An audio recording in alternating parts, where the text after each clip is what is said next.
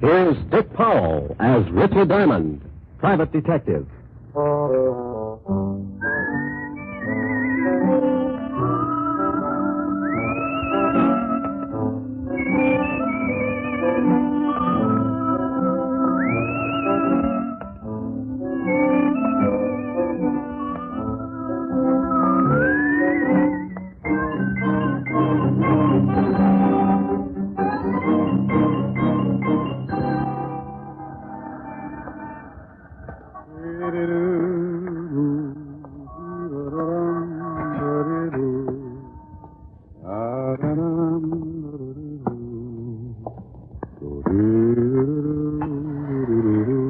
Good afternoon, Mr. Diamond. Oh, afternoon, Ed. Have a good lunch, Mr. Diamond? Too early to tell. Hey, you must shave with a dull razor. You got a scratch on your face. I use a rake. Here's your floor, Mr. Diamond. Thanks, Ed.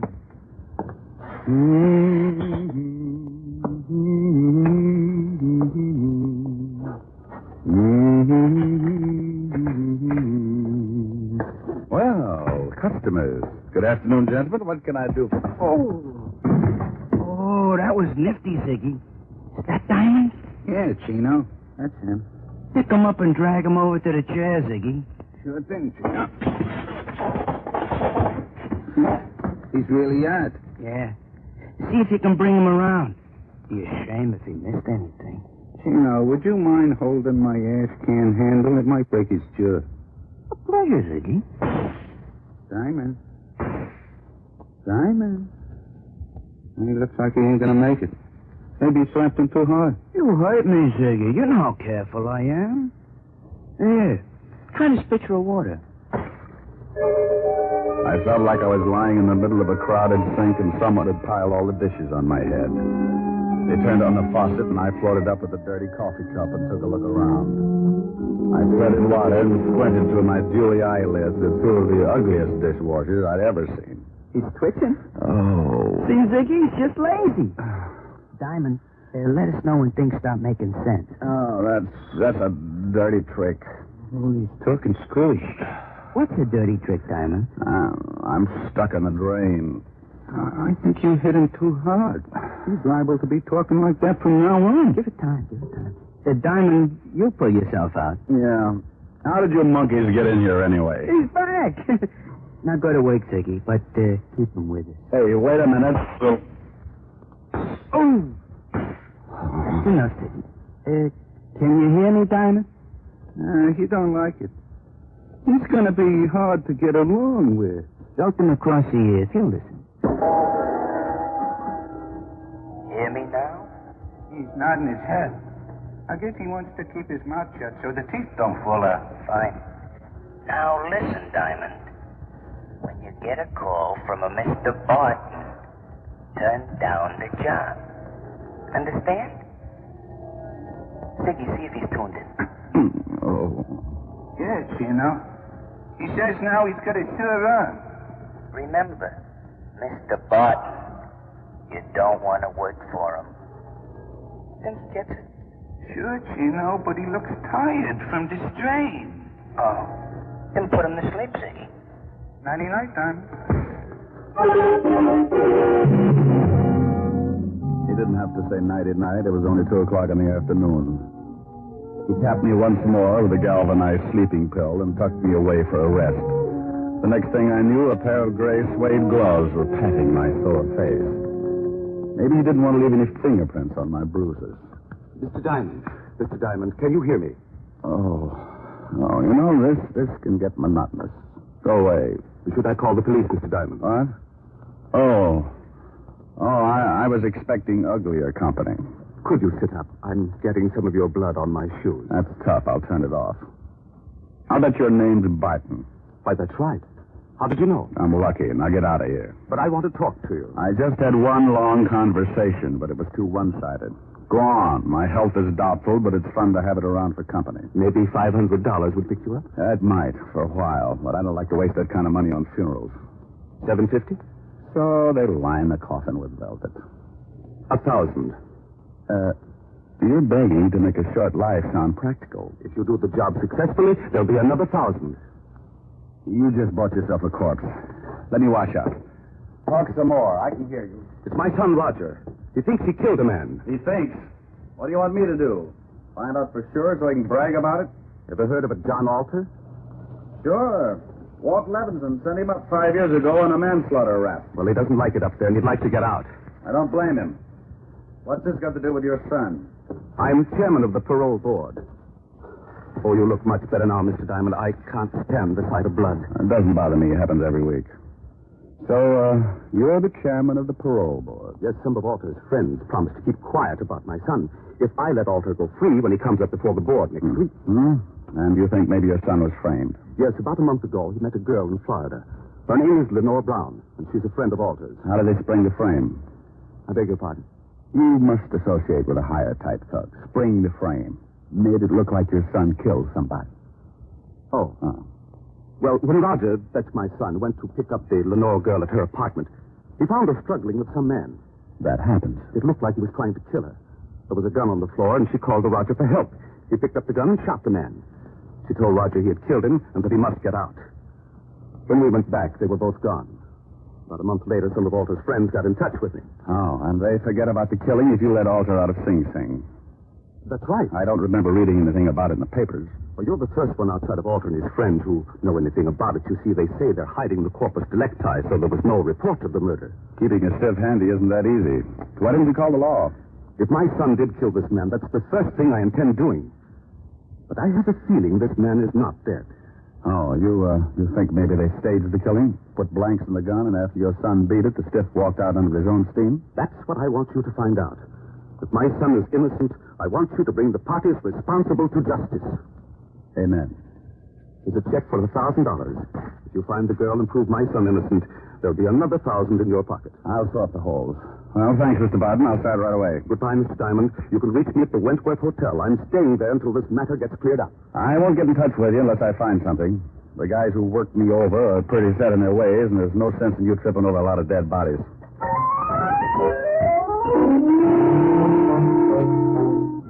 I looked at the $1,000 check and thought about the beating the two polite gunsels had given me. It was a toss-up. If I'd spent the $1,000 like I knew I would, I'd be dead anyway. The two goons were probably still hanging around my building, and if they spotted me, they'd guess I'd taken the job. When I get more than $10 in my pocket, I smile all over. I went out the back way and through the alley. Had to start somewhere, so I headed for the 5th Precinct Police Station. When you're looking for a killer, homicide's got all the road maps on murder. An old friend and ex-partner was in charge. The men who worked the detail called him Lieutenant Levinson, but he had a couple of friends who still called him Walt. I was one of them. You earned that right when you worked for a guy for 6 years. After I left the force, Walt started doing a solo, but he now had a sergeant who stumbled around after him. His name was Otis, and he had the biggest feet in the state of New York. Every time he took off his shoes, I wanted to grab a champagne bottle and launch them. I don't think he liked me. When I walked in, his face always looked like an advertisement for a sour stomach. Well, Richard Diamond, private detective. Well, Sergeant Otis, homicide's answer to the missing link. What was that last word? Well, you're half safe. I said link. Walt in? Yeah. You turn the knob and you push. Why don't you get that uniform cleaned? Some dad's going to get up and walk to the station without you. Well, hello, Rick. If you got... You must get tired changing your face every day. Somebody shove you around again? Been catching up on my patty cake, Walt. Tell me, did you ever know a bit of fluff named Lenore Brown? Sure, John Alder's expense account. Used to hold hands before I sent him up. Know where I can find it? Alder's still got her staked out. And if he's stir, he's going to come back and dig up the claim. You better forget about it. She's got the antidote for lonely nights, but some of Alder's boys are protecting it. I know, yeah. They gave me a pep talk this afternoon. Then listen to him. Better watching the game from the bench. You never can tell. I might make a score. Well, you're outweighed, outclassed, and liable to be outlived. She used to work at the Black Swan in Florida. I heard Alder was trying to get a parole, and she came to New York to be close to him. Any line on her here in town? No, but if she's seeing Alder, you might spot her on a visitor's day. And now, look, Rick, why don't you stop chasing two-bit thugs and come back on the force? I never had Ulster when we were working together. You know how I feel about that, Walt. I'm a restless guy. Sometimes I like to sleep late in the morning. Okay, Rick. Want me to call the warden and tell him you're coming? Yeah, thanks, Walt. Take it easy. Bye, Rick. Be a good boy.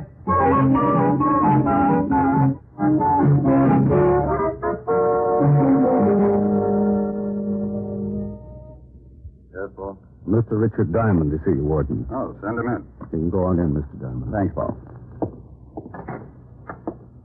Well, Rick, how are you? It's been a long time. I know a lot of guys who wouldn't like to hear that, Warden. How are you, Jim? That's right. What's on your mind? I hear Johnny Alter's been having company. I'd like to take a look at her. Oh, Miss Brown. Well, I can't blame you. I just want to spot her and see where she goes. You can't miss. If she walked through the yard, there'd be a jailbreak tomorrow. What time are visiting hours? Well, if she's seeing Alter today, she should be downstairs right now. Pardon me a second. Yes, Warden. Paul, has Lenore Brown come in today? Yes, she has, Warden. She's in seeing Alter right now. Thanks, Paul. She's downstairs, Rick. Like to take a look? Yeah. I'll have Paul take you down. On second thought, I'll go myself.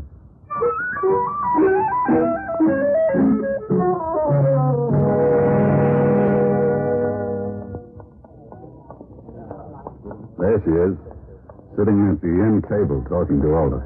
Oh. Now I know why Alter needs a lot of money. She's wearing enough mink to carpet Radio City. You should get a load of her on a warm day. Coat doesn't stop me. She'd show up, even if she's wearing a tent. How long has she got with Alder? About another 5 minutes. Warden, maybe I'll let you put me away for a couple of years. With something like that to look forward to on Visitor's Day, I might go for the change. Well, you'd get tired of just talking. Think what you could do on the outside. Yeah, I am, but it would probably send me right back up here. You want to stick around till she's through talking? Thanks, Jim. I'll wait in front till she comes out.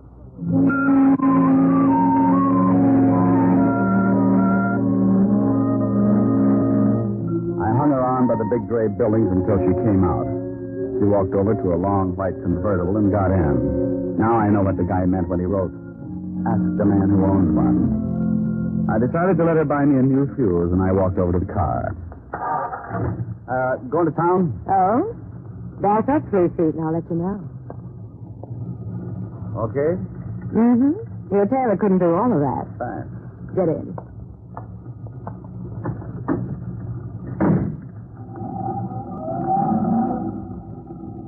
Visiting? Yeah, the warden's an old friend. How many years did you know him? Baby. I've been going home every night all my life. Every night? Almost. What do you do with the almost? Depends. Everybody likes something different. You must get tired since you have new ideas. Oh, I don't think much. It's more fun being surprised. What are you stopping for? We just got started. Surprise? Oh, yeah. And the nickel-plated one. Look, baby, you don't have to pull a gun. If I'm getting fresh, I'll get out and walk. You sit right there, Diamond. Oh, name dropper. Mm-hmm. Expecting company? Mm-hmm, and you've met them before, honey. That's nice. I wouldn't want you to get stuck with the introductions. That's your friends coming along in that car? It should be. Now hold real still. They're going to shoot you this time. Sometimes you're lucky. When a dame's got a gun on you, you don't stand much of a chance unless she's got her mind on something else. This one did. And when she looked up in the rearview mirror to make sure it was her boys, I tagged her. My two playmates were just pulling up in the green sedan when I went out of the car like a dry transmission. He let go just as I dived off the side of the road and hit the center embankment. I rolled to the bottom and came up looking like an exhibit for smallpox. He's down the hill. Go get him, Ziggy. There was a line of trees just off to the right, and I got to them just as Ziggy tried again. He needed a rifle. I was running through the trees then, and I could hear Ziggy somewhere behind me, falling all over himself. I pulled my gun and thought about waiting for him. I could give him so many holes he'd whistle in a high wind, but I had another idea. I stopped and listened. He's around here somewhere. Well, come on. We'll spread out. That toyed right down the middle. They were somewhere behind me, and both of them were looking. I got off on me, you melon head. I got on a new suit. Oh, my deepest apologies, Tina. I thought you was Diamond. Can't you tell a difference, Ziggy? He's got on a blue suit. Oh, I'm a little colorblind. Now let's find Diamond. They started hunting again, and I cut off to my left and headed back to the highway. I reached the hill that sloped down from the highway, and I went up fast. The cars were about 100 yards down the road, and I used my last lung getting there. Lenore was still out, just like I'd left her when I put her to sleep. I went over to the Gunsel's car and lifted the hood. Chino and Ziggy could apologize all night while they looked for a new distributor. I went back to the white convertible with the unconscious nylons and got in.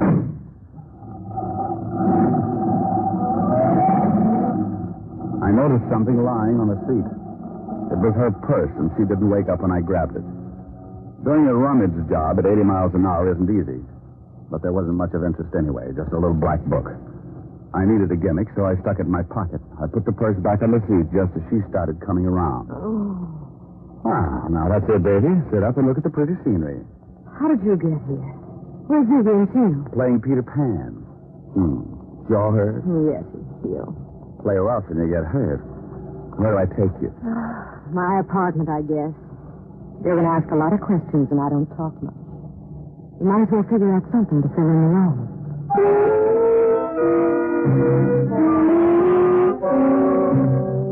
I drove to her place on East 51st and walked her to the door. She looked at me like a fat woman eyeing a French pastry, and her mouth slipped down to her shoelaces when I gave her a peck on the cheek and left her standing with an old front doorknob in her hand. I knew she wasn't going to spill anything, even if I got her drunk. Besides, she could probably drink Tony Galento under the table and still be sober enough to play hopscotch. I went back to the office and took out her little black book. There were a lot of names, and some of them I knew. Chino, and after it, likes his work. And Ziggy, and after his name, has owned gun. Yeah, Richard Diamond, too. I never did figure out what the 3 stars were for. I'd forgotten all about my date with Helen when the phone rang. Yeah? Hello, Rick. Dizzy Fang Wu Sante Chop Soy Para. Now, phone will call Mr. Richard Diamond to the phone chop. He's got a date and she doesn't like being stood up. Hello, Helen. Hi. What was all that about? Forget you had a date with me? Yeah, I did. And I'm sorry, baby, but right now I'm being chased like a hopped-up fox, and I haven't had time to curl up and relax. You're impossible. I know it. Want your sorority pin back? Well, I'll make up my mind when you get here. I'll give you my Lone Ranger magic decoder. You fool. Are we still going steady? Oh, yes. Rick, when am I going to see you? Oh, honey, right now I got some reading to do.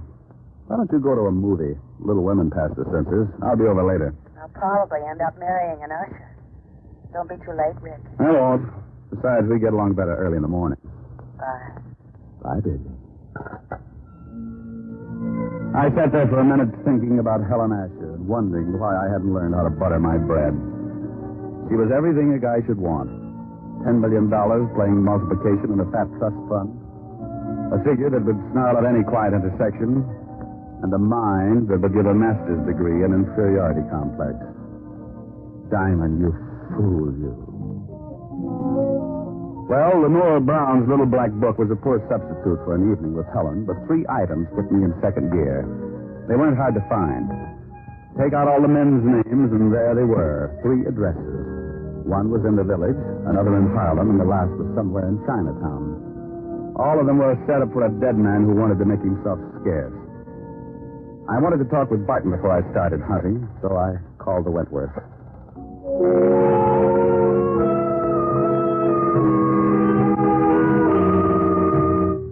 I walked out, got back in the cab, and marked off Greenwich Village in the little black book. The second address was on the fringe of Harlem, the Hill, they call it. The night was black, and the fog had rolled in off the East River and staked out a claim all the way to Lenox Avenue. As I walked up to the old brownstone, my nerves started screaming SOS. I stopped cold and looked down at 2 gleaming eyes, like 2 pieces of polished glass shining in the glare of the dim street lamp. As I got used to the darkness, I could make him out. He was a big, white, battle-scarred bulldog, and he had some ideas of his own. He started shuffling in slowly, jerking back his lips and showing a row of white teeth. Hold it, Lucifer. I hadn't heard him come out on the porch. He was a big man wearing an off-white undershirt. And from what I could see, he looked meaner than his dog. The animal stopped, but he kept facing me, showing off his toothpaste smile. He won't hurt you, mister, unless I tell him to. I'll think about it for a while. I'm a poor substitute for horse meat. What do you want? Do you know Lenore Brown? You a cop? Shamus.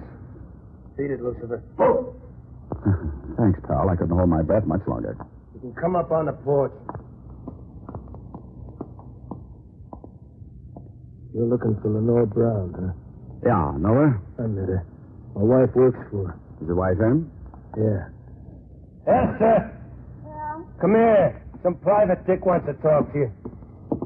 She's Miss Brown's private maid. Yeah. Your husband tells me you work for Miss Brown. Yeah, what's she done? She got many friends? Men friends.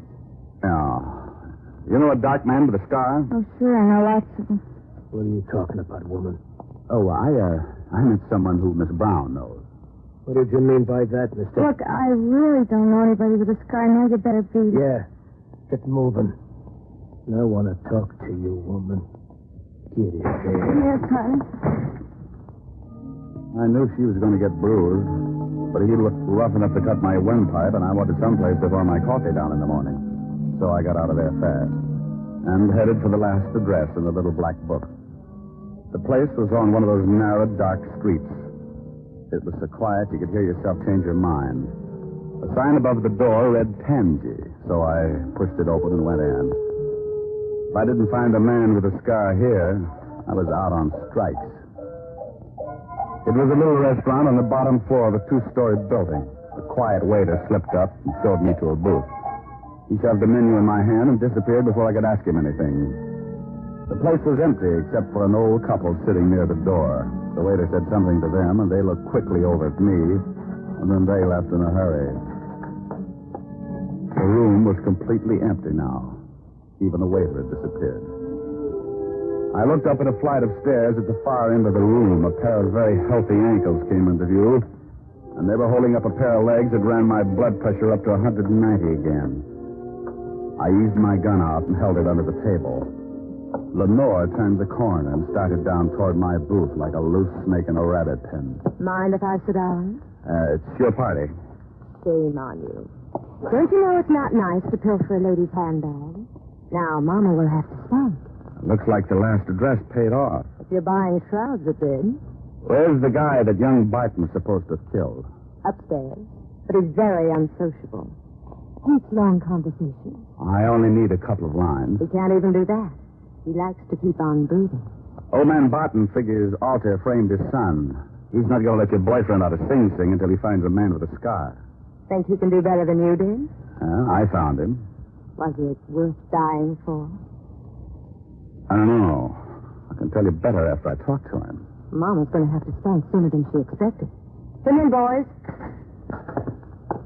Well, look who's here. Are Mama's two big idiots out collecting blood again?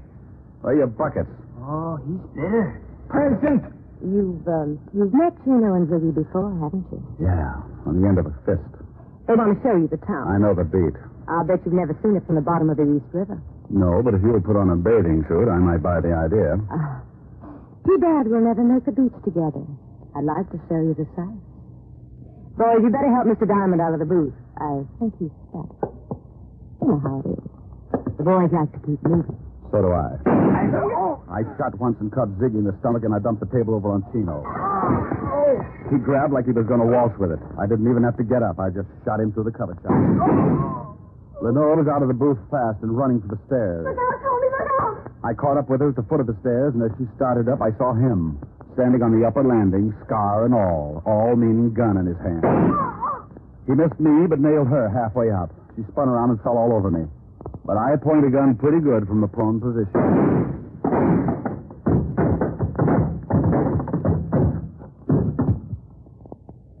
You should have kept your nose up, mister. A bad landing washes you out.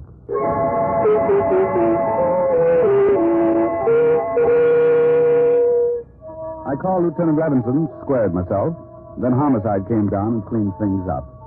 They were all dead, and I figured I never would reach the beach anyway. I phoned Barton, who took his son down to the morgue to look over the night's tape. Young Barton identified the man with the scars, the one he thought he'd killed.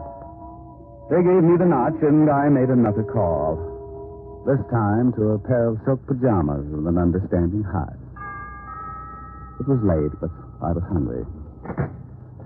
Oh, good morning, Mr. Diamond. Isn't it rather late to be calling? You know something? You're right, Francis. It's 2 a.m. Time for all good butlers to be bedded by. Miss Helen is in the library, but I'm not sure whether she wants to see you. Well, you just run along and get some sleep. I'll find out and let you know. Very good, sir. Confidentially, she's a little peeved. Look, Chin up, Mr. Diamond. Francis, if she gets tough with me, I'll knock her teeth out. Oh, my goodness. Oh, my goodness. Francis, is that who I think it was? Oh. Hi. The food was cold a long time ago. So's my date. I'm sorry, honey. Oh, that's all right. The fire's almost burned down. It's 2 o'clock in the morning, Mr. Diamond. I've sat through 2 features of Tom and Jerry in the 4th chapter of Batman Hops the Crate. Ah, come on, don't scold, Eddie. I haven't in weeks, but I've been rehearsing this for the past 2 hours, and you're going to listen. And that's another thing. You never play when I want you to. Only when I've got you on the carpet. That sounds like fun. I'll stop being good. If you think for 1 minute you keep trying. Out in the face of the sunshine, put on a great big smile. Now stop that and listen to me. Okay, I'll shut up. Well, go on. No. Now you made me forget what I was going to say.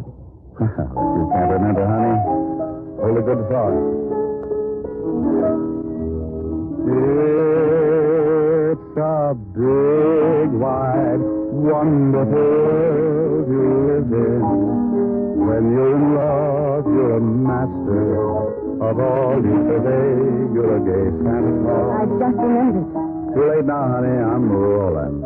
There's a brave new star-spangled sky above you. When you're in love, you're a hero, Apollo, the wizard. How do you do? The kingdom, power and glory. Richard Diamond, starring Dick Powell, was previously released over the National Broadcasting Company for listeners in the United States, and has been re-released to you men and women overseas by the United States Armed Forces Radio Service, the voice of information and education.